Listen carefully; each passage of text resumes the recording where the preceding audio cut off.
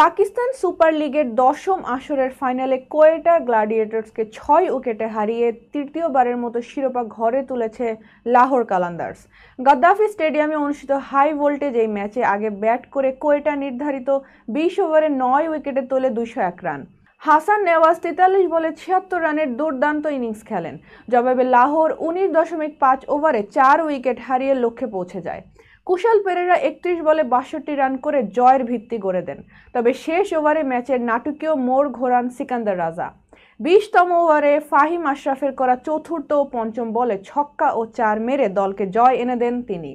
এই জয় ইসলামাবাদ ইউনাইটেডের সঙ্গে যৌথভাবে সবচেয়ে বেশি 3বার শিরোপা জেতা ফ্র্যাঞ্চাইজি হয়ে উঠেছে লাহোর। চ্যাম্পিয়ন হিসেবে তারা পেয়েছে $5 লাখ, যা প্রায় 14 কোটি পাকিস্তানি রুপি বা 6 কোটি 5 লাখ টাকা।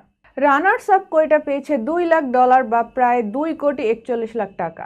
টুর্নামেন্ট সেরা ও সেরা ব্যাটার হয়েছেন কোয়েটার হাসান নেওয়াজ। 399 রান করায় ব্যাটার পেয়েছেন মোট 65 লাখ রুপি ও একটি ইলেকট্রিক গাড়ি। সেরা বোলার শাহিন আফ্রিদি, অলরাউন্ডার সিকান্দার রাজা, ফিল্ডার আব্দুস সামাদ সহ আরও কয়েকজন পেয়েছেন 35 লাখ রুপি। ফাইনাল সেরা হন লাহোরের কুশাল পেরেরা।